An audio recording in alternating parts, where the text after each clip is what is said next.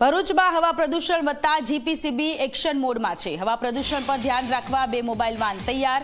સુરત બાદ અંકલેશ્વરમાં 20 દિવસથી મોનિટરિંગ ચાલુ છે। બંને વાન હવા પ્રદૂષણની માત્રા અને ગુણવત્તા ચેક કરે છે। બંને મોબાઈલ વાનને પૂનામાં તૈયાર કરાઈ છે। એક વાનને સૌરાષ્ટ્ર, ઉત્તર અને મધ્ય ગુજરાતમાં મોકલવામાં આવી છે। બીજી વાન આણંદથી લઈ સરીગામ સુધી મોકલી દેવાઈ છે।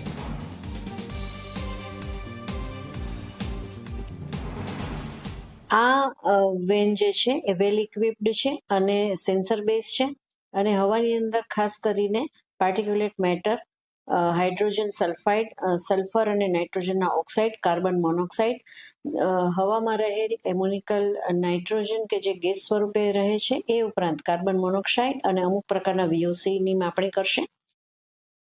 अंकलेश्वर में हमारी मॉनिटरिंग चल रही है पिछले 15 दिनों से। यहाँ पे मतलब लगभग आप माने तो बिल्कुल नॉर्मल मतलब लिमिट में सारे हैं पैरामीटर।